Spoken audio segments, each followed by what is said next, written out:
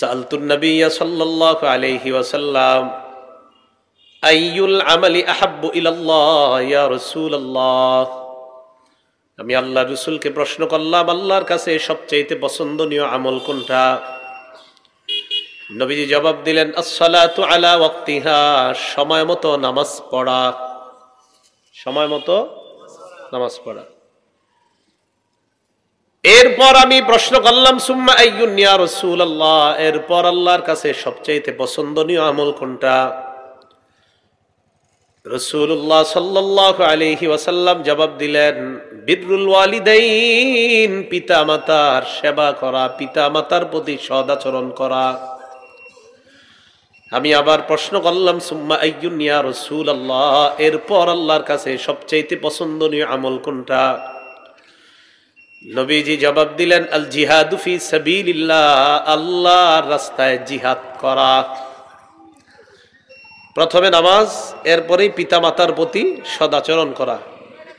ভালো করে আবার মনে রাখবেন, এই সম্পর্কের মজবুত, এই সম্পর্কের ভিত্তি, এই সম্পর্কের জোড়া, এটাকে মজবুত করতে হবে, এটা বাড়াইতে হবে। ছিন্ন করা, ছিন্ন হওয়া কোনো কল্পনাই করা যাবে না। সহিহ বুখারীর 5971 নম্বর হাদিসের বর্ণনা। عن أبي هريرة رضي الله تعالى عنه قال قال رسول الله صلى الله عليه وسلم আবু হুরায়রা রাদিয়াল্লাহু তাআলা আনহুর বর্ণনা, জাআ রাজুলুন ইলা রাসূলিল্লাহি সাল্লাল্লাহু আলাইহি ওয়াসাল্লাম, এক ব্যক্তি আল্লাহর রাসূলের কাছে আসলেন। আসার পর বললেন, মান আহাক্কুন নাস বিহুসনি সাহাবাতি, দুনিয়ার মধ্যে আমার কাছে সবচাইতে ভালো আচরণ পাওয়ার যোগ্য কোন মানুষটা, আমি আপনার কাছে জানতে চাই। এই পৃথিবীর যত মানুষ, তাদের মাঝে আমার কাছে সবচেয়ে বেশি ভালো আচরণ পাবে কে, এটা আপনার কাছে আমি জানতে চাই। নবীজি জবাব দিলেন, উম্মুকা, তোমার মা। আবার তিনি প্রশ্ন করলেন, সুম্মা মান ইয়া রাসূলুল্লাহ, এরপর কে? নবীজি জবাব দিলেন, উম্মুকা, তোমার মা। তিনি আবার প্রশ্ন করলেন, সুম্মা মান ইয়া রাসূলুল্লাহ, এরপর কে? নবীজি জবাব দিলেন, উম্মুকা, তোমার মা। আবার তিনি প্রশ্ন করলেন, সুম্মা মান, এরপর কে? নবীজি বললেন, আবুকা, তোমার বাবা। মায়ের কথা তিনবার বলার কারণ হলো, মা এমন তিনটা কষ্ট পায়, দুনিয়ার কোন বাবা এই তিন কষ্ট পায় না। এক নাম্বার, হামালাতহু উম্মুহু কুরহা, মা সন্তানকে পেটে ধারণ করার কষ্ট পায়, পৃথিবীর কোনো বাবা এই কষ্ট পায় না। দুই নাম্বার, ওয়াদাআতহু কুরহা, মা সন্তানকে প্রসব করার সময় প্রসব বেদনার কষ্ট পায়, দুনিয়ার কোনো বাবা সন্তান প্রসবের কষ্ট পায় না। তিন নাম্বার, ওয়া হামলুহু ওয়া ফিসালুহু সালাসুনা শাহরা, মা সন্তানকে দুধ পান করা, এই দুধ পান করানোর কষ্ট মা পায়, বাবা কখনো পায় না। রাতের বেলা সন্তান বারবার ঘুম থেকে জাগ্রত হয় আর কান্না করে, যতবার কান্না করে ততবার মার ঘুম ভেঙে যায়, ততবার দুধ পান করায়। এই কষ্টটা বাবা কখনো করতে হয় না। তাই নবী বললেন, তোমার মা, তোমার মা, তোমার মা, কারণ মায়ের এই তিন কষ্ট দুনিয়ার কোনো বাবা পায় না। এই তিনটা কষ্ট মা পায়, তাই বললেন মা, মা, মা, পরে বললেন বাবা।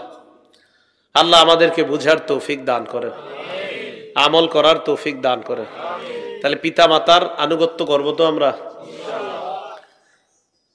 এক মহিলা সাহাবিয়া রাসূল সাল্লাল্লাহু আলাইহি সাল্লামের কাছে একটা মাসালা জিজ্ঞেস করার জন্য গেলেন। কি ঘটনা ঘটছে? মহিলা সাহাবিয়া বলেন, সাহাবিয়া তিনি কি মুসলমান না? আরে সাহাবি কি মুসলমান ছাড়া হবে? তো মহিলা সাহাবিয়া তিনি মুসলমান কিনা? আচ্ছা, এটা কেন বললাম, একটা কারণ আছে।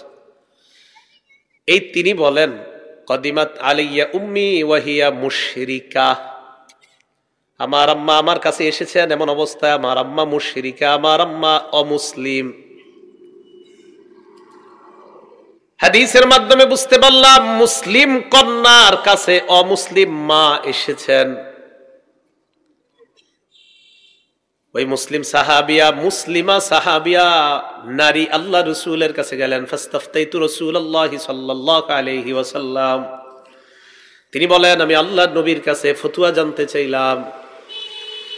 ইয়া রাসূলুল্লাহ, ইন্না উম্মি কদিমাত আলাইয়া ওয়া হিয়া রাগিবা। আমার আম্মা আমার কাছে এসেছেন। আমার আম্মা আমার কাছে, একজন সন্তানের কাছে মা যেমন সেবা চায়, আমার মাও আমার কাছে তেমন সেবা চায়। কিন্তু আমার মা অমুসলিম, আমি একজন মুসলিম মেয়ে।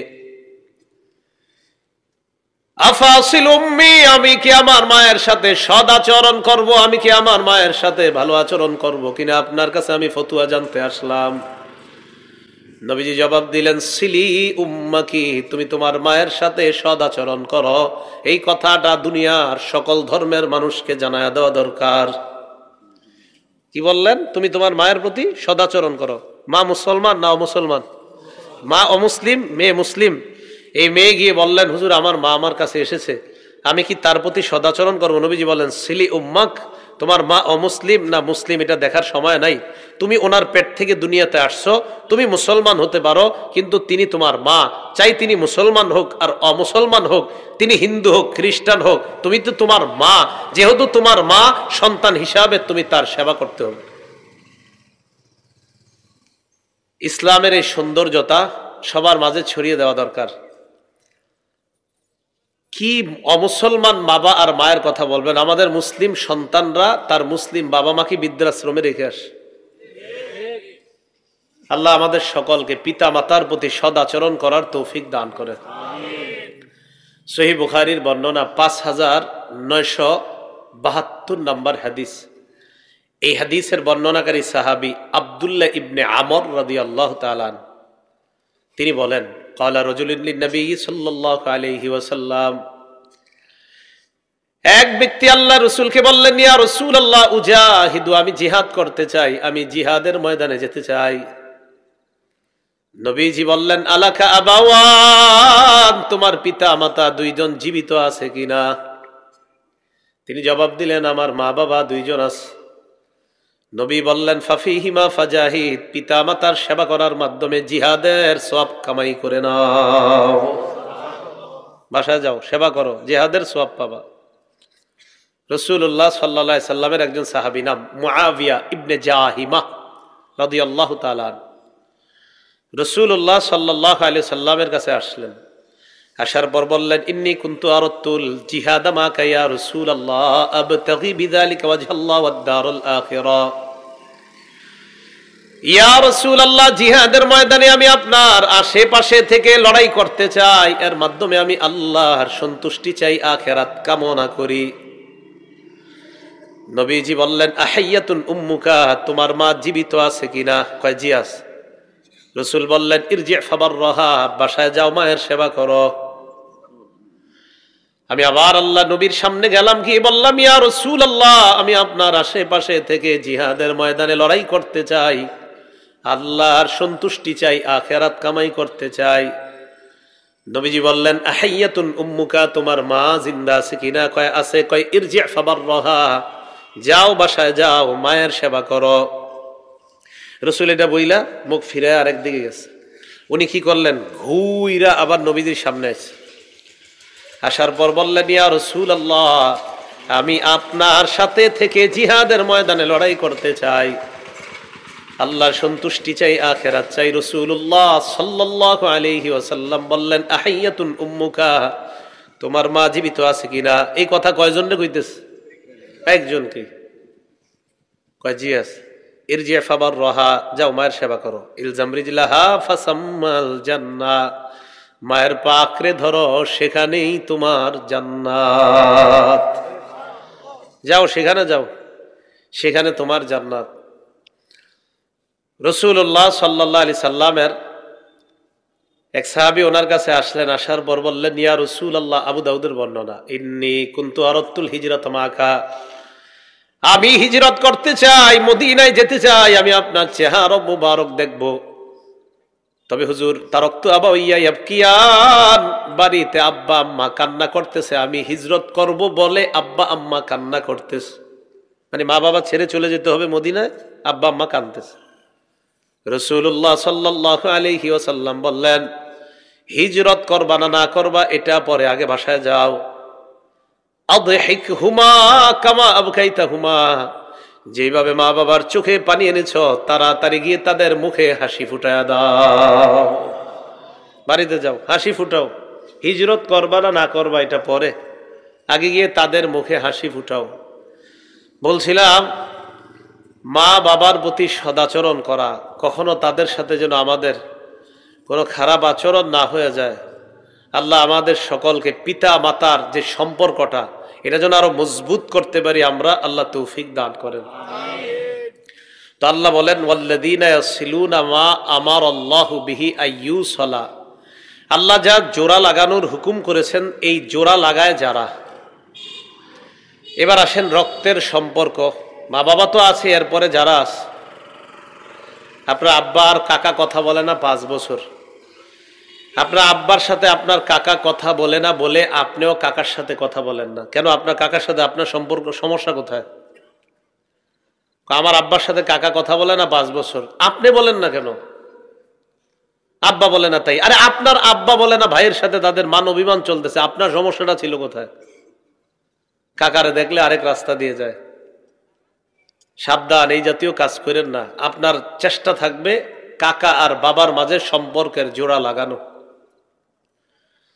রাসূলুল্লাহ সাল্লাল্লাহু আলাইহি সাল্লাম বলেন, ক্বালা রাসূলুল্লাহ সাল্লাল্লাহু আলাইহি ওয়াসাল্লাম, নবীজি বলেন, মা মিন যামবিন আজদারু আইয়ুআজ্জিলাল্লাহু লিসাহিবিহিল উকুবাতা ফিদ দুনিয়া মা মা ইয়াদখিরু লাহু ফিল আখিরাহ মিনাল বাগি ওয়া কাতিআতির রাহিম। হাদিসের অনুবাদটা ভালো করে শুনেন। আল্লাহ নবী বলেন, রক্তের সম্পর্ক ছিন্ন করা এত বড় অপরাধ, এই অপরাধের সাজা আখিরাতে তো আল্লাহ রেখে দিয়েছেন, দুনিয়ার মধ্যেও আল্লাহ নগদ ওই ব্যক্তিকে শাস্তি দেন। নাউজুবিল্লাহ। রক্তের সম্পর্ক যারা ছিন্ন করবেন, কবে যে কোন বিপদে আল্লাহ ফালায়া দিবেন আপনি কল্পনাও করতে পারবেন না। রক্তের সম্পর্ক যারা ছিন্ন করবে, দুনিয়ার মধ্যে আল্লাহ নগদ ধরবে, আখেরাতে নবী আখেরাতে তো আছেই। এবার নবীজি বলেন, কোন অপরাধের কারণে আল্লাহ আখেরাতে এই পরিমাণ ভয়ঙ্কর শাস্তি আর দুনিয়াতে আল্লাহ এত নগদ শাস্তি কোন অপরাধের কারণে দেয়, যত অপরাধ আছে এর মধ্যে সবচেয়ে ভয়ঙ্কর অপরাধ রক্তের সম্পর্ক যে ছিন্ন করে। নবীজি বলেন এটার শাস্তিটা আল্লাহ দুনিয়াতেও দ্রুত দেয়, আখেরাতে তো ধরবেই। মুসলিম শরীফের হাদিস। ক্বালা রাসূলুল্লাহ সাল্লাল্লাহু আলাইহি ওয়াসাল্লাম, নবীজি বলেন, আর রাহিমু মুআল্লাকাতুন বিল আরশ, রক্তের যে সম্পর্ক এই সম্পর্কটা আরশের সাথে ঝুলে আছে। সুবহানাল্লাহ। আমি ওনার ভাই, উনি আমার ভাই, এই ভাই ভাইয়ের সম্পর্কটা আর কি, সম্পর্কটা কোথায় ঝুলে আছে বলেন সবাই, কোথায়? আরশের মধ্যে ঝুলে আছে। আর বলতেছে, তাকুলু মান ওয়াসালানি ওয়াসালাহুল্লাহ, রক্তের সম্পর্ক আরশের মধ্যে ঝুলে ঝুলে এই কথা বলতে থাকে, আমাকে যে রক্ষা করবে আল্লাহ যেন তাকে রক্ষা করে নেয়। আমাকে যে রক্ষা করবে আল্লাহ যেন তাকে রক্ষা করে। মানে আমাকে যে জোড়া লাগায় আল্লাহ যেন তার সাথে সম্পর্ক মজবুত করে। ওমান কাতানি কাতাহুল্লাহ, আমার সাথে যে সম্পর্ক ছিন্ন করে আল্লাহ যেন তার সাথে সম্পর্ক ছিন্ন করে। নাউজুবিল্লাহ।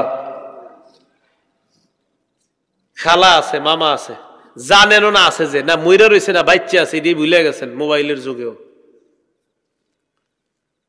আরো তো কিছু আত্মীয় আছে, এরা অনেক দূরে, আপনারা তো অনেক ব্যস্ত, প্রচুর ব্যস্ততার কারণে আত্মীয়দের খবর নেওয়া খুব কষ্টসাধ্য সবার। এত ব্যস্ত, অসুস্থ হইলে যাওয়ার সময় টেনশনে পড়ে যান, যাইতে আবার 250 টাকার মালটা, 100 টাকার আপেল, থাক পরে যাম। আত্মীয়তার সম্পর্ক রক্ষা করবেন কি, যাওয়ার সময় এই টেনশনে পড়ে যান। নাউজুবিল্লাহ। আত্মীয় অসুস্থ হয়, ওনারে দেখতে যাবেন, এর টেনশনে থাকেন। মুসলিম শরীফের 2562 নম্বর হাদিসের মধ্যে আসছে, রাসূলুল্লাহ সাল্লাল্লাহু আলাইহি সাল্লাম বলেন, কোন ব্যক্তি যখন অসুস্থ ব্যক্তিকে দেখতে যায়, কোন ব্যক্তি যখন অসুস্থ ব্যক্তিকে দেখতে যায়, নবীজি সাল্লাল্লাহু আলাইহি সাল্লাম বলেন, দেখতে যাওয়ার পর লাম ইয়াজাল ফি খুরফাতিল জান্নাতি হাত্তা ইয়ারজিআ, অসুস্থ ব্যক্তিকে দেখতে যাওয়ার পর আপনি আবার যে বাসায় আসবেন, এই বাসায় আসা পর্যন্ত আপনি জান্নাতের ফল পাড়তেছিলেন। কি পাড়তেছিলেন? তো খরচ করছেন মাত্র 600, আর এই পরিমাণ যে মালিক হয়েছেন এটাকে দেখবে। তিরমিজি শরীফের বর্ণনা 2008 নম্বর হাদিস। ক্বালা রাসূলুল্লাহ সাল্লাল্লাহু আলাইহি ওয়াসাল্লাম, নবীজি বলেন, মান আদা মারিদা, কেউ যদি অসুস্থ ব্যক্তিকে দেখতে যায়, আও যারা আখান লাহু ফিল্লাহ, অথবা তার কোনো ভাই আল্লাহর জন্য তাকে দেখতে যায়, আত্মীয়র কেউ অসুস্থ হয়েছে, আপনি তাকে দেখতে গেলেন। নবীজি বলেন, এই যে আপনি দেখতে গেলেন, দেখতে যাওয়ার সময় রাস্তার মধ্যে নাদাহু মুনাদ, একজন ফেরেশতা আপনাকে আহ্বান করে তিনটা কথা বলে। বলেন ফেরেশতা কয়টা কথা বলে? এক নাম্বার, আপনি দেখতে গেলেন, আপনারে ফেরেশতা কয় তিবতা, তুমি কল্যাণময় হয়ে গেছো। দুই নাম্বার, অতবা মামশাক, তুমি যে খালারে দেখতে আসছো, মামারে দেখতে আসছো, তোমার অসুস্থ আত্মীয়কে তুমি দেখতে এসেছো, অসুস্থ ব্যক্তিকে তুমি দেখতে এসেছো, এই আশাটাও কল্যাণকর হয়ে গেছে। আরেকটা বাকি আছে। তিন নাম্বার, তাবাওয়াতা মিনাল জান্নাতি নুজুলা, তুমি জান্নাতের মধ্যে একটা ঘর তৈরি করে ফেলছো। তিরমিজি শরীফের 969 নাম্বার হাদিসের মধ্যে আসছে। 969 969 কত হয়? 969 900 কত হয়? 69। একটু মজা করে বললাম যাতে মুখস্থ রাখেন আর কি। 969। আমাদের মাহফিলগুলাতে এখন কোরআন সুন্নাহ এগুলা নিয়ে আমাদের সবকিছু হবে, যেন এমন ভাবে বলি সবাই মুখস্থ রাখতে পারি। কি বলেন ইনশাআল্লাহ? তাহলে 969 কোন কিতাবের হাদিসের নাম্বার এটা? তিরমিজি শরীফের 969। ক্বালা রাসূলুল্লাহ সাল্লাল্লাহু আলাইহি ওয়াসাল্লাম, নবীজি বলেন, মা মিন মুসলিমিন ইয়াউদু মুসলিমান গুদওয়াতান, কোন মুসলমান আরেক মুসলমান ভাইকে সকালবেলা যদি দেখতে যায়, মানে এমনি যে কোনো অসুস্থ মুসলমানকে যদি দেখতে যান, তাহলে এবার একটু চিন্তা করেন, ওই মুসলমানটা যদি আপনার নিকট আত্মীয় হয়, আপনার রক্তের সম্পর্ক হয়, তা তো কথাই নাই। নবীজি বলেন, সকালবেলা যদি তুমি দেখতে যাও, ইল্লা সাল্লা আলাইহি ৭০,০০০ মালাকিন হাত্তা ইউমসিয়া, সন্ধ্যা পর্যন্ত মাত্র ৭০,০০০ ফেরেশতা তোমার জন্য দোয়া করে। মাত্র কয় হাজার? ৭০,০০০। ওয়া ইনাদাহু আশিয়াতান, সন্ধ্যাবেলা যদি দেখতে যান, ইল্লা সাল্লা আলাইহি ৭০,০০০ মালাকিন হাত্তা ইউসবিহা, সকাল পর্যন্ত ৭০,০০০ ফেরেশতা দোয়া করে। নবীজি বলেন, শুধু তাই নয়, এর মাঝে তুমি যে দেখতে গেলা আর বাসায় আসলা, জান্নাতের মধ্যে বিশাল বড় একটা ফলের বাগান তৈরি হয়ে যায়। বলেন, আত্মীয় স্বজনরে দেখতে যাবো তো ইনশাআল্লাহ? তাহলে অসুস্থ আত্মীয় যারা, ব্যস্ততা না থাকলে ইনশাআল্লাহ দেখতে যাবো তো সবাই? আল্লাহ তৌফিক দান করেন। আবার আগের কথায় আসেন, রক্তের সম্পর্ক কোথায় ঝুলে আছে? আরশে ঝুলে ঝুলে কি বলে? যে আমারে রক্ষা করে তারে যেন কে রক্ষা করে, আর যে আমাকে ছিন্ন করে তাকে যেন কে ছিন্ন করে? আল্লাহ আমাদেরকে রক্তের সম্পর্কের এই বদদোয়া থেকে হেফাজত করেন। রক্তের সম্পর্ক আরশে ঝুলে যে দোয়াটা করতেছে, আল্লাহ আমাদেরকে ওই দোয়ার অন্তর্ভুক্ত হওয়ার তৌফিক দান করেন। রাসূলুল্লাহ সাল্লাল্লাহু আলাইহি সাল্লাম বলেন, যে আল্লাহকে বিশ্বাস করে, আখিরাতকে বিশ্বাস করে, সে যেন রক্তের সম্পর্ক রক্ষা করে। আচ্ছা, আমি যদি আপনাদেরকে সহজ সরল ভাষায় প্রশ্ন করি, আল্লাহ বিশ্বাস করেন কারা? জবাব দেন তো সবাই। সবাই করেন তো? আখিরাত বিশ্বাস করেন তো? নবীজি কি বলে দেখেন, ক্বালা রাসূলুল্লাহ সাল্লাল্লাহু আলাইহি ওয়াসাল্লাম, নবীজি বলেন, মান কানা ইউমিনু বিল্লাহি ওয়াল ইয়াউমিল আখির ফালইয়াসিল রাহিমা, যে ব্যক্তি আল্লাহ বিশ্বাস করে, আখিরাত বিশ্বাস করে, সেই ব্যক্তি যেন রক্তের সম্পর্কের মধ্যে জোড়া লাগায়। আল্লাহ বিশ্বাস করে, আখিরাত বিশ্বাস করে, সে যেন রক্তের সম্পর্কের জোড়া লাগায়। আপনাদের অনেকের একটা কমন প্রশ্ন, হুজুরদেরকে করেন, আলেমদেরকে করেন, ইমামদেরকে করেন, খতিবদেরকে করেন। কোন খতিব যদি আত্মীয়তার সম্পর্কের হকের ব্যাপারে জুমার নামাজে ওয়াজ করে, জুমার নামাজের পরে প্রশ্ন করে, হুজুর আজকে ওয়াজটা তো করলেন ভালো, তবে আমি তো রক্তের সম্পর্ক রক্ষা করতে চাই, তারা আমার সাথে রাখতে চায় না। এরকম আসেনি প্রশ্ন? মানে আমি সম্পর্ক ভালো রাখতে চাই, যার সাথে ভালো রাখতে চাই সে রাখতে চায় না। তো এই জাতীয় প্রশ্ন আসেনি? ঘটনাচক্রে এটা আপনাদের যুগের প্রশ্ন না। 1500 বছর আগে এক সাহাবী নবীজিরে অবিকল এই প্রশ্ন করছে। কয় বছর আগে? তার মানে এই যুগে এই প্রশ্ন করাটা কোনো ব্যাপার না, কারণ নবীজির এক সাহাবী করছে। কি করছে? এক সাহাবী নবীজির কাছে আসছে, আসার পর বললেন, ইন্নালি কারাবাতান ইয়া রাসূলুল্লাহ, ইয়া রাসূলুল্লাহ সাল্লাল্লাহু আলাইহি ওয়াসাল্লাম, আমার নিকট আত্মীয় আছে, নিকট আত্মীয়তার কিছু সম্পর্ক আছে, আসিলুহা ওয়া ইয়াকতাউনানি, আমি তাদের সাথে সম্পর্ক জোড়া লাগাইতে চাই, তারা বারবার আমার সাথে সম্পর্ক ছিন্ন করতে চায়। প্রশ্ন মিলছিনি? আর কি করো? ইলাইহিম, আমি তাদের সাথে সুন্দর ব্যবহার করি, আখলাক দেখাই, সালাম দেই। ওয়ায়ুসিউনা ইলাইয়া, তারা আমার সাথে খারাপ আচরণ করে, সালামের জবাব দিবে দূরের কথা, আরেক রাস্তায় মুখটা কালো করে চলে যায়। আসেনি এরকম? আচ্ছা, নবীজি সাল্লাল্লাহু আলাইহি সাল্লাম বললেন, তো তুমি এরকম সুন্দর আচরণ করো? কয় জি। তুমি রক্তের সম্পর্ক রক্ষা করতে চাও? কয় জি। কয় তারা করে না? কয় জি না। তুমি সুন্দর ব্যবহার করো? তিনি বললেন, হুজুর আমি সম্পর্ক রক্ষা জোড়াইতে চাই, তারা শুধু কাটতে চায়। আমি সুন্দর ব্যবহার করি, তারা শুধু আমার সাথে খারাপ ব্যবহার করে। রাসূলুল্লাহ সাল্লাল্লাহু আলাইহি সাল্লাম বললেন, লাইন কুনতা কামা কুলতা, তুমি যা বলেছো তা যদি সত্য হয়, ফাকান্নামা তুসিফুহুমুল মাল্লা, তুমি যা বলেছো তা যদি সত্য হয়, তাদের মুখের মধ্যে তুমি ছাই ঢুকাইতেছো। কি ঢুকাইতেছো? ভালো করে মনে রাখবেন, আপনার কোনো আত্মীয় আপনারে সালাম দেয়, আপনি মুখটা বেশকি দিয়ে আরেক দিকে গেলেন, আপনি মুখের মধ্যে ছাই ঢুকাইলেন। উনি আমার আত্মীয়, আমি ওনাকে সালাম দিলাম, উনি অন্যদিকে চলে গেলেন। আপনি আমার আত্মীয়, আমি আপনাকে সালাম দিলাম, তার মানে আমি আপনার সাথে সুন্দর ব্যবহার করলাম।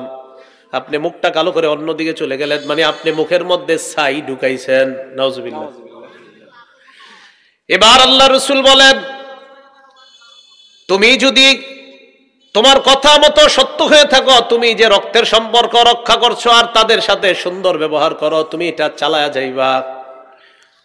এটা যারা যারা করতে পারবেন তাদের জন্য একটা সুসংবাদ আছে। আগে আমি আপনাদের কাছে জানতে চাই, আমাদের সাথে কেউ খারাপ ব্যবহার করুক, আমার কোনো আত্মীয় স্বজন আমার সাথে সম্পর্ক ছিন্ন করুক, কিন্তু আমি আপনি কি করব?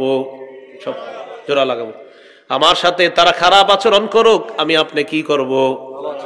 নবীজি বলেন, তোমার আত্মীয়রা তোমার সাথে খারাপ আচরণ করলে তুমি যদি ভালো আচরণ করো, তোমার আত্মীয়রা তোমার সাথে সম্পর্ক ছিন্ন করলে তুমি যদি তাদের সাথে সম্পর্ক জোড়া লাগাও, লা ইয়াজালু মাকা মিনাল্লাহি যাহিরুন আলাইহিম মা দুমতা আলা যালিকা, যতক্ষণ তুমি তোমার এই কাজটা চালাইতে থাকবা, আল্লাহর পক্ষ থেকে একজন ফেরেশতা তোমার সাহায্যকারী হয়ে যাবে।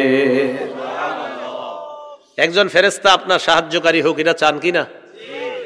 আল্লাহ আমাদের সকলকে সম্পর্ক জোড়া লাগানোর তৌফিক দান করেন। নবীজি তার এক সাহাবীকে 3টা ওসিয়ত করছেন। এই 3 ওসিয়ত একদম সহজ। আমার আব্বা আম্মা আমাদেরকে কেউ ওসিয়ত করলে আমরা খুব গুরুত্ব দিই, ঠিক না? তাহলে ওসিয়তটা করছে নবীজি, গুরুত্বটা বেশি না অনেক বেশি? অনেক বেশি। এই 3 ওসিয়ত কারা কারা পালন করবো ইনশাআল্লাহ? ইনশাআল্লাহ। আবু যর গিফারি রাদিয়াল্লাহু তাআলা আনহু তিনি বলেন, আউসানি খলিলি সাল্লাল্লাহু আলাইহি ওয়াসাল্লাম বিখিসালিম মিনাল খাইর, আমার খলিল আমাকে কল্যাণকর কিছু উপদেশ দিয়েছেন। খলিল, সুবহানাল্লাহ। আবু যর নবীজিকে বললেন, আমার খলিল, আমার খলিল। আবু হুরায়রা কিছু হাদিসের মধ্যে বলছে, আউসানি হাবিবি, আমার হাবিব। সুবহানাল্লাহ, সুবহানাল্লাহ। আবু যর বলেন, আউসানি খলিলি সাল্লাল্লাহু আলাইহি ওয়াসাল্লাম বিখিসালিম মিনাল খাইর, আমার খলিল, আমার দোস্ত। আবু যর গিফারি চিন্তা করেন, দুনিয়ার মধ্যে উনি খলিল একমাত্র নবীরে মনে করতেন খলিল, যে আমার সবচেয়ে খলিল। আল্লাহ ইব্রাহিম নবীরে খলিল মনে করতেন। সুবহানাল্লাহ। আমাদের নবীকে নবীর সাহাবা কয় খলিল। তো আমার খলিল আমারে উপদেশ দিয়েছেন, এর মধ্যে উল্লেখযোগ্য 3টা উপদেশ। 1 নাম্বার, আমার হাবিব আমাকে উপদেশ দিয়েছেন, আউসানি, আমাকে উপদেশ দিয়েছেন, বিআল্লা আনজুরা ইলা মান হুয়া ফাওকি ওয়া আনজুরা ইলা মান হুয়া দুনি, আমারে উপদেশ দিয়েছেন আমি যেন আমার চাইতে উচ্চ স্তরের যারা তাদের দিকে যেন না তাকাই, আমার চেয়ে নিম্ন শ্রেণী যারা আমি যেন তাদের দিকে তাকাই। আমার খলিল আমাকে এই ওসিয়ত করছেন। বুঝছেননি সবাই? তাহলে 10 তলার দিকে তাকাইবেন খালি, না 1 তলার দিকে? হ্যাঁ, বাকি আপনার যদি 12 তলা থাকে আপনি 10 তলায় তাকান। বুঝে নাই? আপনি আছেন মনে করেন 15 তলায়, তো 10 তলায় তো আপনি তাকাইবেন, সমস্যা নেই। কিন্তু আছেন আপনি মনে করেন টিনের ঘরে। কোন ঘরে আছেন? টিনের ঘরে। তো আপনি সোনের ঘরের দিকে তাকাবেন। নবীজি বলেন, তোমার চেয়ে নিম্নর দিকে তুমি তাকাও, তাকায় শুকরিয়া আদায় করবা যে তার চেয়ে তোমাকে আল্লাহ ভালো রাখছে। আর যখন উচ্চ স্তরের দিকে তুমি তাকাইবা, খালি পেরেশানিতে থাকবা, এই শিরে 10 তলা আমার কবে হবে, এই জন্য আমার হাবিব আমাকে 1 নাম্বার বললেন, তোমার চেয়ে উচ্চ স্তরের যারা তাদের দিকে তাকাও না, নিম্ন শ্রেণী যারা তাদের দিকে তাকাও। ভাই উপদেশটা মনে থাকবে তো? যেমন অনেকে আপনারা পরীক্ষার রেজাল্ট পাওয়ার পরে চাকরিতে যখন যাওয়ার পরে চিন্তা করেন যে দোনোজনে একই মার্কস পেলাম, পাওয়ার পরে দোনোজনে ওর চাকরি একটু ভালো জায়গায় হলো, আমারটা খারাপ জায়গায় কেন হলো? ভাই এটা না মনে করা, আলহামদুলিল্লাহ সেও চাকরি পেয়েছে, আলহামদুলিল্লাহ আমিও পেয়েছি, বাস এই আলহামদুলিল্লাহ বলার পর কাজে লেগে যান, এখানেই আল্লাহ বরকত দান করবেন। 1 নাম্বার। 2 নাম্বার, আওসানি বিহুব্বিল মাসাকিন ওয়াদ দুনুবি মিনহুম। এলাকার লামপুর চৌমুহনী কওমি মাদ্রাসার আলেমদের মাধ্যমে একটা ওসিয়ত না, নবীজির এই কথাটা আমি এলাকায় রেখে যাব। নবী বললেন 2 নাম্বার, নবীর সাহাবী বলেন আবু যর, আমাকে আমার হাবিব ওসিয়ত করেছেন আমি যেন গরিবদেরকে ভালোবাসি, তাদের কাছে যেন আমি যাই, তাদেরকে যেন কাছে টেনে নেই। আলেমদেরকে আপনারা দাওয়াত দেন, বাসায় মাঝে মাঝে দাওয়াত দেওয়ার পর 42টা 50টা আইটেম করেন, কোন গরিবের দাওয়াত দিয়ে পর্যন্ত 42টা আইটেম করছেন? এই লামপুর মাদ্রাসার উলামাদের কাছে আমি আবদারটা রেখে যাব, আল্লাহ রসুলের এই ওসিয়তটা যেন তাদের মাধ্যমে এলাকায় জিন্দা হয়ে যায়। কোন গরিবরা একদিন বইলা ফেলেন, এই আগামী শুক্রবার কাউরে বলতে হবে না, তুমি 2:30টার দিকে আমার বাসায় চুপি চাপে চলে আসবা। একজন গরিবরা একদিন বলে ফেলবেন, কাউরে বললেন না, প্রতিদানটা আল্লাহর কাছে জমা রেখে দিন, মরণের পর নিয়ে নিন। গরিবরে চুপি চুপি বলে দিন, আগামী শুক্রবার 2টার দিকে আমার বাসায় চুপি চুপি আইসা বলো, কাউকে বলা দরকার নেই। বা 3-4 জনকে যদি বলেন তো 3-4 জনকে বলবেন চুপি চুপি আসবা, কাউরে কিচ্ছু বলতে হবে না। ঠিক আমারে দাওয়াত দিলে আপনি যা খাওয়াইতেন তাদেরকেও সুন্দরভাবে দাওয়াত দিয়ে বাসায় নিয়ে ওই খাবারগুলো খাওয়ায়। নবী দ্বিতীয় ওসিয়ত করছে গরিবদেরকে ভালোবাসার জন্য, তাদেরকে কাছে টানার জন্য। এটা কে পালন করে বলেন? আমরা সর্বোচ্চ দরজায় বসায় খাওয়াই দিই, ঠিক না? হ্যাঁ, দরজায় বসায় খাওয়ান, মাঝে মাঝে একটু আপনি এই প্রধান মেহমানদেরকে যেখানে বসান, মাঝে মাঝে আপনার স্পেশাল মেহমানগুলারে যেখানে বসায় খানা খাওয়ান, ওই গরিবটারে যখন বলবেন আগামী সোমবার 2টার দিকে আমার বাসায় তোমার দাওয়াত, ভিক্ষা না তোমার দাওয়াত, ও দেখবেন ও সুন্দর পোশাক পরেই আসবে চুপে চুপে। আল্লাহ জানে এই কাজটা কে করবে। দাওয়াত, এই শব্দটা বললেন, দাওয়াত, ভিক্ষা না দাওয়াত, দাওয়াত খেতে আসবা। এ গেল 2 নাম্বার। 3 নাম্বার, আওসানি বিসিলাতির রহিম। হাবিব আমাকে ওসিয়ত করেছেন আমি যেন রক্তের সম্পর্ক জোড়া লাগাই, যদিও তারা আমার থেকে দূরে চলে যায়। রক্তের সম্পর্কগুলা যদি আমাকে ছিন্ন করে দূরে চলে যায়, আল্লাহ নবী আমাকে বলছেন আমি যেন রক্তের সম্পর্কের জোড়া লাগাই। মনে থাকবে নি? তাহলে হলো 3 নাম্বার ওসিয়ত। আল্লাহ আমাদের সকলকে এই ওসিয়তগুলা পালন করার তৌফিক দান করেন। রাসূলুল্লাহ সাল্লাল্লাহু আলাইহি সাল্লামের কাছে এক ব্যক্তি আসছে, খসআম গোত্রের। কি গোত্র? খসআম গোত্র। হ্যাঁ, তো খসআম গোত্রের এক ব্যক্তি আসার পর নবীজিরে বললেন, গ্রাম্য মানুষ তো নবীজিরে এমন শব্দ বলছে, দেখেন আমাদের নবী রাগ করে নাই। তো গ্রামগঞ্জের মানুষ তো আইসা নবীজিরে বলে, আচ্ছা আনতাল্লাযী তাজউমু আন্নাকা রাসূলুল্লাহ, আপনি কি সেই ব্যক্তি যে দাবি করেন আপনি আল্লাহ রসুল? চিন্তা করেন, সাহাবাদের সামনে এইভাবে প্রশ্ন করছে। তো নবীজিও একদম সুন্দরভাবে বললেন, হ্যাঁ আমি সেই ব্যক্তি। ও আচ্ছা, আপনি আল্লাহ রসুল? তাহলে হ্যাঁ, তা কিছু প্রশ্ন আছে আমার। আপনি যদি আল্লাহ রসুল হন, কিছু প্রশ্ন আছে। চিন্তা করেন, আমারে বললে তো আমি মনে রাগ হয়ে যেতাম, আল্লাহ জানে। নবীজিকে বললেন আপনি আল্লাহ রসুল? হ্যাঁ। জি, তাহলে কিছু প্রশ্ন আছে। ঠিক আছে, করো। তো এই ব্যক্তি রাসূলুল্লাহ সাল্লাল্লাহু আলাইহি সাল্লামকে করতেছেন, ইয়া রাসূলুল্লাহ আইয়ুল আমালি আহাব্বু ইলাল্লাহ, আল্লাহর কাছে কোন আমলগুলা সবচেয়ে পছন্দের আমার একটু আপনি বলেন। নবীজি বললেন, আল ঈমানু বিল্লাহ, আল্লাহকে বিশ্বাস করা, এটা আল্লাহর কাছে সবচেয়ে পছন্দনীয় আমলের একটা। এই যে আমরা মুসলমান, বলেন আমরা মনে প্রাণে যাকে বিশ্বাস করি না দেখে তিনি কে? আল্লাহ। নবীজি বলেন, এই যে তোমরা আল্লাহকে বিশ্বাস করলা, এই বিশ্বাস করাটাই তোমার আমল নামার মধ্যে শ্রেষ্ঠ আমল বলে বিবেচিত হয়ে যায়। ওই ব্যক্তি এবার প্রশ্ন করলেন, সুম্মা মা ইয়া রাসূলুল্লাহ, এরপর কোনটা? নবীজি বললেন, সিলাতুর রহিম, রক্তের সম্পর্ক রক্ষা করা। আপনার চাচা আপনার সাথে কথা বলতে চায় না, রাস্তায় দেখলে আপনারে দেখতে চায় না, কথার কথা আপনি বলবেন আসসালামু আলাইকুম কাকা, কেমন আছেন? আপনার চাচা সালাম নেক আর না নেক এটা আপনার দেখা দরকার নাই। আপনি বলবেন আসসালামু আলাইকুম, কেমন আছেন? আসসালামু আলাইকুম, খালা কেমন আছেন? ফুফু কেমন আছেন? আপনার বাবার সাথে আপনার ফুফুর দ্বন্দ্বের কারণে দীর্ঘদিন যাবৎ তাদের মাঝে সম্পর্ক ভালো নাই, যার কারণে আপনার ফুফু ইদানিং আপনার রাস্তাঘাটে দেখতে পারে না। আপনি দেখার পর বলবেন আসসালামু আলাইকুম ফুফু, আপনি কেমন আছেন? আপনার ফুফু আপনার সাথে কেমন আচরণ করে দেখা দরকার নাই। এই যে আপনি একটু ভালো আচরণ করলেন, রক্তের সম্পর্ক জোড়া লাগানোর চেষ্টা করলেন, আল্লাহ নবী বলেন তোমার এই আমলটা আল্লাহর কাছে শ্রেষ্ঠ পছন্দনীয় আমল বলে বিবেচিত হয়ে যায়। আজকে আমাদের এখানে শিক্ষা, আমার সাথে কেউ সম্পর্ক না রাখুক আমি রাখবো, আমার সাথে খারাপ ব্যবহার করুক আমি ভালো ব্যবহার করব। আল্লাহ তৌফিক দান করেন। এভাবে একটা সমাজের চিত্র পাল্টায় যাবে, সমাজগুলো সুন্দর হয়ে যাবে ইনশাআল্লাহ। এবার ওই ব্যক্তি প্রশ্ন করলেন সুম্মা মাহিয়া রাসূলুল্লাহ, এরপর সবচেয়ে প্রিয় আমল আল্লাহর কাছে কোনটা? নবীজি বললেন আল আমরু বিল মারুফ ওয়ান নাহয়ু আনিল মুনকার, সৎ কাজের আদেশ করা, অসৎ কাজের নিষেধ করা। আহারে মানুষ সব কামাই করার নিয়মও জানে না।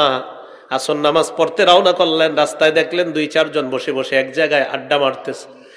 যাওয়ার সময় বললেন কিরে তোরা এখানে কি করস? হয়তো শর্মে আপনাকে বলবে না, কি করে আপনি বললেন চলো নামাজে যাই, আসর নামাজে। এরা যাইতেও পারে নাও যাইতে পারে, কিন্তু আপনি শুধু বললেন চল আসর নামাজটা পড়ে আসি। এই যে আপনি সৎ কাজের আদেশ করলেন, আল্লাহ নবী বলেন তুমি শুধু মুখে বললা, তোমার আমলটা আল্লাহর কাছে শ্রেষ্ঠ আমল বলে বিবেচিত হয়ে যায়। আপনারা আমল কামাই করার, সওয়াব কামাই করার নিয়মও জানেন না, চুপচাপ জায়গায় এভাবে আস্তে ধীরে জায়গায়, কি সমস্যা কি? হে নামাজ না বললে আমার কি? কাকা ওনারে নামাজে নিয়ে আসেন না। আরে হে পড়লে পড়ুক, না পড়লে না পড়ুক, আমারটা আমি পড়ি না। আপনি একটু বলেন, সে আসুক বা না আসুক দেখা দরকার নাই। এই ভাতিজা চলো মসজিদে নামাজে চলো, শুধু এতটুকু বললেন। আপনি তাকে নিয়ে যেতে হবে জোর করে এমন না, বললেন, এই বলাটাই তো আপনার শ্রেষ্ঠ আমল হয়ে যাচ্ছে। এবার ওই ব্যক্তি প্রশ্ন করলেন আইয়ুল আমালি আবগাযু ইলাল্লাহ, আল্লাহর কাছে সবচাইতে ঘৃণিত আমল কোনটা, সবচাইতে অপছন্দনীয় আমল কোনটা? নবীজি বললেন আল ইশরাকু বিল্লাহ, আল্লাহর সাথে শিরিক করা। আল্লাহর সাথে শিরিক করা, এই কাম ভুলেও করেন না। নবীজি সাল্লাল্লাহু আলাইহি ওয়াসাল্লাম বলেন মান মাতা লা ইউশরিকু বিল্লাহি শাইআ দাখালাল জান্নাহ, যদি মারা যাইতে পারেন সরিষার দানা পরিমাণ সামান্য ঈমান নিয়ে যদি যাইতে পারেন, তবে ওই ঈমানের সাথে শিরিক লাগা যাবে না। আল্লাহ নবী কয় একদিন না একদিন জান্নাতের মেহমান হয়ে যাবে। শিরিক মিশায় না। 5 ওয়াক্ত নামাজও পড়ে, আবার সিজদা দেয় আজাগায়। কো জায়গায়? মানে জায়গায়ও সিজদা দেয়, আবার অজাগায়ও দেয়। আপনি জায়গা মতো দেয়, আজাগায়ও দেয়, তো অন্য অন্য জায়গায়ও দেয়। যেখানে দেওয়া দরকার সেখানেও দেয়, যেখানে দরকার না সেখানেও দেয়। তো সেখানে দিলে কি ঈমান থাকলো? শিরিক হয়ে গেল, ঠিক না? আল্লাহ আমাদেরকে হেফাজত করেন, আমিন। যারা অন্য কোথাও সিজদা দেয় তাদেরকে আমরা অ্যাটাকিং ভাবে না বলে আদর করে মহব্বত করে বলবো, ভাই ওখানে সিজদা দেওয়া শিরিক, হারাম। দেখবেন চলে আসবে, লাইনে চলে আসবে ইনশাআল্লাহ। রাসূলুল্লাহ সাল্লাল্লাহু আলাইহি সাল্লাম বলেন মান উতিয়া হাজ্জাহু মিনার রিফকি উতিয়া হাজ্জাহু মিনাদ দুনিয়া ওয়াল আখিরাহ, যাকে নম্রতার গুণ দেওয়া হয়েছে, ভদ্রতার গুণ দেওয়া হয়েছে, তাকে দুনিয়া আখিরাতের সমস্ত কল্যাণ দেওয়া হয়েছে। সুবহানাল্লাহ।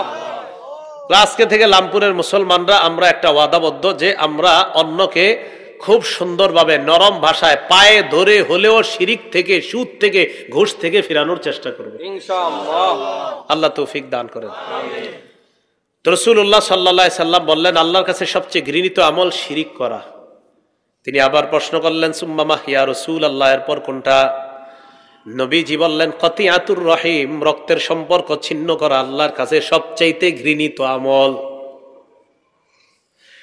রক্তের সম্পর্ক ছিন্ন করা। 2 ভাই 5 বছর কথা বলে না, এক ভাই আরেক ভাইয়ের চেহারার দিকেও তাকায় না। বাংলাদেশে এমন ভাই না থাকলেও পৃথিবীতে আছে। আপনি আমার চেয়ে বেশি বলতে পারেন, হুজুর আমার চেয়ে বয়সে বেশি, তার মানে উনি অভিজ্ঞতার আলোকে বলতেছে। তাহলে আমি মনে করছি বাংলাদেশে নাই, তো হুজুর বলতেছে আস, তাহলে দাস। 2 ভাই, আপন ভাই, একজন আরেকজনের দিকে তাকায় না। আচ্ছা এটা কিভাবে সম্ভব বলেন তো আমারে? একই মায়ের পেট থেকে 2 জন আসছে, একজন আরেকজনের সালাম তো দূরে, আরেক রাস্তা দিয়ে যায়। শুধু কি তাই, এক ভাইয়ের ব্যাপারে আরেক ভাই 1-1.5-2 ঘন্টা যাবত গীবত করবে আপনার কাছে, আপন ভাইয়ের ব্যাপারে। এটা না করা। আল্লাহ হেফাজত করেন। তাহলে ভাই ভাই সম্পর্ক ছিন্ন করবো না জোড়া লাগাবো? আল্লাহ তৌফিক দান করেন। রাসূলুল্লাহ সাল্লাল্লাহু আলাইহি সাল্লাম বলেন, রিজিকের বরকত আর হায়াতের বরকত যদি চাও একটা আমল বাড়ায়া দাও। বলেন রিজিকে বরকত হয়, হায়াতে বাড়ে, রিজিকও বাড়ে কয় আমলে? একটা আমলে, মাত্র এক আমল। ক্বালা রাসূলুল্লাহ সাল্লাল্লাহু আলাইহি ওয়াসাল্লাম, নবীজি সাল্লাল্লাহু আলাইহি ওয়াসাল্লাম বলেন, মান সাররাহু আইয়ুবসাতা লাহু ফি রিজকিহি ওয়া ইউনসা লাহু ফি আসরিহি। কোন মানুষ যদি চায় তার রিজিকে বরকত হোক, হায়াতের মধ্যে বরকত হোক, সে যেন রক্তের সম্পর্ক জোড়া লাগায়।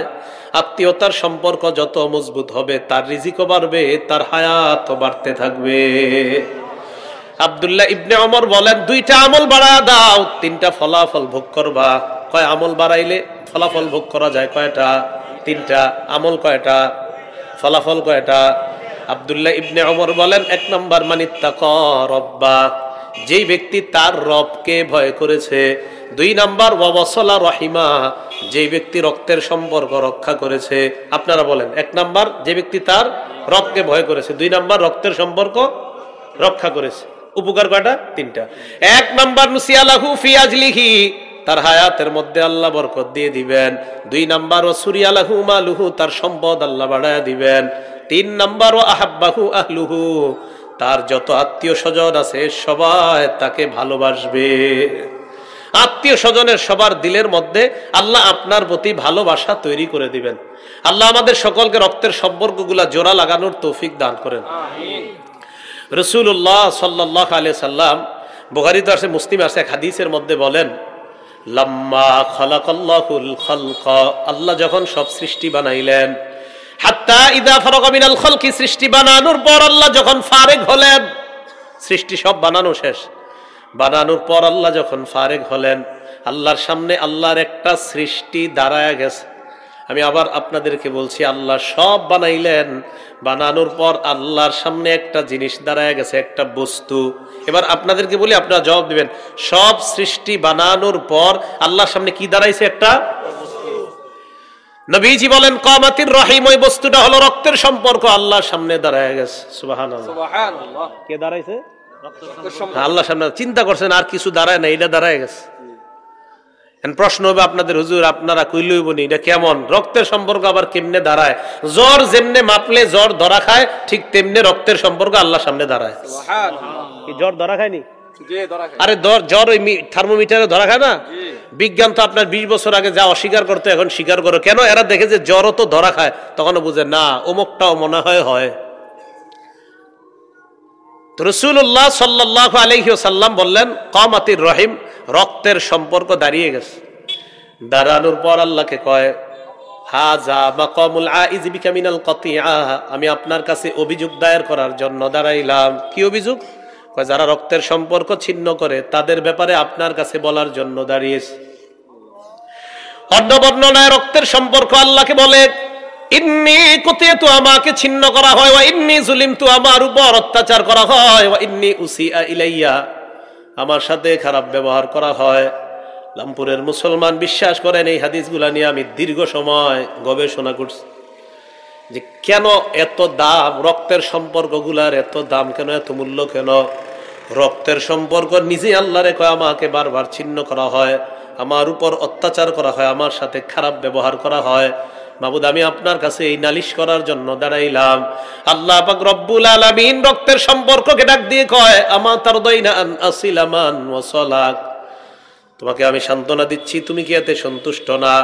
যাও যাও, আমি ওয়াদা করলাম, তোমাকে যারা রক্ষা করবে, তোমার সাথে যারা সম্পর্ক জোড়া লাগাবে, আমি আল্লাহ তার সাথে সম্পর্ক রক্ষা করব। সুবহানাল্লাহ। তোমাকে যারা রক্ষা করবে, আমি আল্লাহ তাকে রক্ষা করব। অনেক সময় কি হয়, কিছু পরিবারের ভাইদেরকে আলাদা করে দেয়, ঠিক হয় না? এরকম ভাইরা আলাদা, এটা হইতে পারে পর্দার জন্য আলাদা হয়। তো আলাদা হওয়ার মানে তো এই না যে আপনি চিরতরে তারে ভুলে গেলেন। হঠাৎ একদিন বাসায় আপনি গরুর গোস্ত আনছেন, আপনি তো জানেন আপনার ভাইটা উনি গরুর গোস্ত খাওয়ার মতো সামর্থ্য মাসে একদিন রাখে, আর আপনি গরুর গোস্ত খাওয়ার সামর্থ্য রাখেন মাসে 15 দিন। এটা কেন? কারণ আপনি জানেন ওর যে ইনকাম, ওই ইনকামে তিনি মাসে একদিন খাওয়াটা কষ্টকর, আর আমার ইনকাম আমি 15 দিন খাওয়াটা আমার জন্য ইজি ব্যাপার। আপনি একটা দিন গরুর গোস্ত আপনার ভাইয়ের জন্য পাঠাইতে পারলেন না? একদিন আপনি একটু পাঠাইতে পারলেন একটা বাটি দিয়ে, যে গোস্তটা দিয়ে আসো, আলাদা হয়ে যাওয়ার মানে তো এই না যে চিরতরে ভুলে গেলেন আপনি। ভাই কথাগুলো মনে থাকবে তো? ভালো কিছু একটা রান্না করলেন, পাঠাই দেন আপনার ভাইয়ের জন্য, পাঠাই দেন, সমস্যা কোথায়?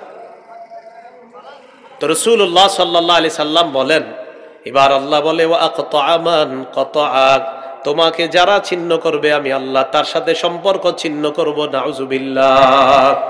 তাহলে সম্পর্ক যে রক্ষা করবে আল্লাহ তার সাথে সম্পর্ক রক্ষা করবে, সম্পর্ক যে ছিন্ন করবে আল্লাহ তার সাথে সম্পর্ক ছিন্ন করবে।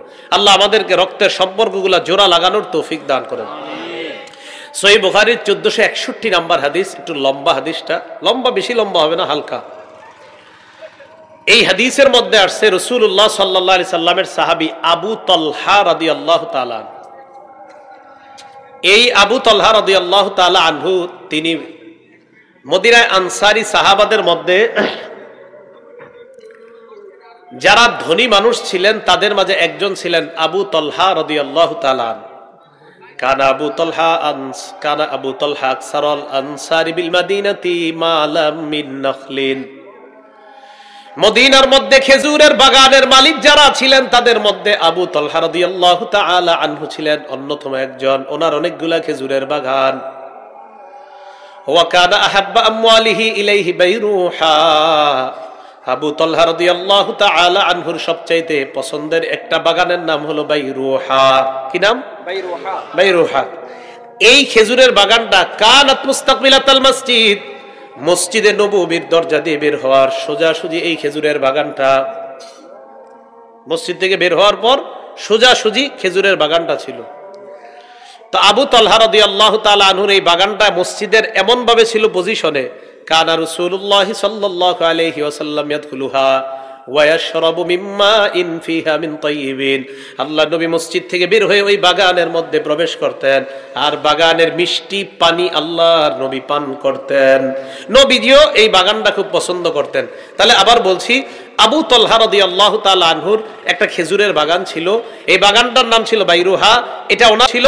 তো রাসূলুল্লাহ সাল্লাল্লাহু আলাইহি সাল্লামের মসজিদের সোজাসুজি ওই বাগানটা, এই বাগানে নবীজিও ঢুকতেন, পানি পান করতেন।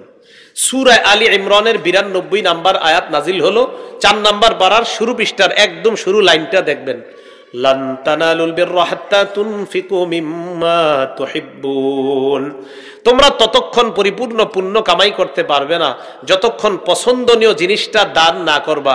বুঝে থাকলে বলেন তো, আবু তালহা রাদিয়াল্লাহু তাআলা আনহুর সবচেয়ে পছন্দনীয় সম্পদ কোনটা? বাগানটা। নাম কি? বাইরুহা।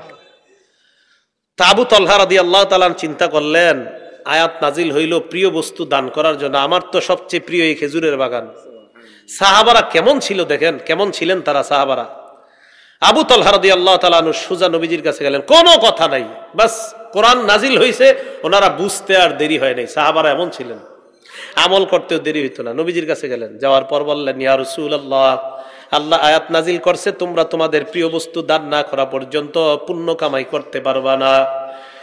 আপনি ভালো করে জানেন, ওয়া ইন্না আহাব্বা আমওয়ালি ইলাইয়া বাইরুহা, আমার কাছে সবচেয়ে পছন্দের বাগান হলো বাইরুহা।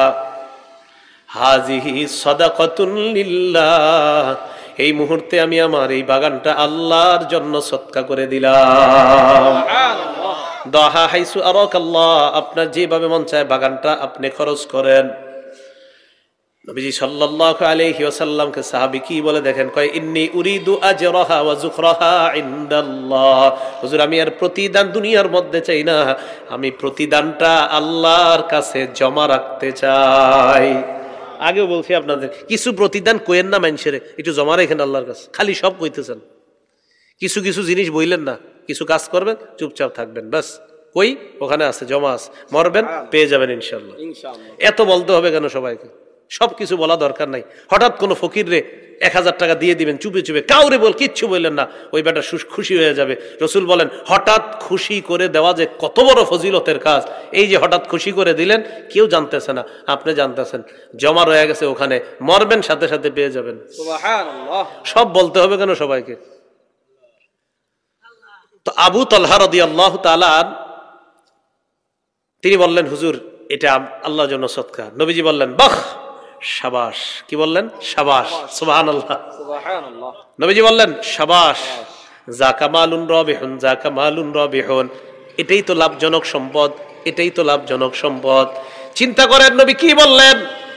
সাহাবী তার সম্পদ বিলিয়ে দিলেন, সম্পদ আমরা দেখতেছি খরচ করলেন। নবী কয় এটাই তো তোমার লাভজনক সম্পদ। আমরা দেখি সম্পদ কমে গেছে, আল্লাহ নবী কয় না না, সম্পদ কমে নাই, সম্পদের আরো লাভ হয়েছে। সুবহানাল্লাহ। নবীজি বললেন ঠিক আছে, এক কাজ করো। মূল যে কথাটা বলার জন্য লম্বা হাদিস টানছি। কয় কি হুজুর? আর আনতা জালাহা ফিল আকরাবিন, তোমার নিকটাত্মীয়র মধ্যে যারা গরিব মিসকিন অসহায়, তাদেরকে তুমি এই বাগান সদকা করে দাও। সুবহানাল্লাহ। তিনি বললেন ঠিক আছে। বাসায় গেলেন, গরিবদেরকে ডাকলেন, আত্মীয় স্বজনদেরকে ডাকলেন, আর ওনার চাচাতো ভাই গরিব যারা ছিলেন তাদেরকে ডাকলেন, ডেকে তাদেরকে ওই বাগানটা সদকা করে দিলেন। মনে রাখবেন, আত্মীয়কে, রক্তের সম্পর্কের যারা গরিব অসহায় মিসকিন, আত্মীয়ের মধ্যে যারা অসহায় মিসকিন, এদেরকে আপনি যদি দান করেন, রসুল বলেছেন লাহুমা আজরান, ডাবল সওয়াব, আজরুল কারাবা, আজরুস সাদাকা। একটা হলো দানের সওয়াব, আর একটা আত্মীয়তার বন্ধন রক্ষার সওয়াব। কথাগুলা কি মনে থাকবে? ইনশাআল্লাহ।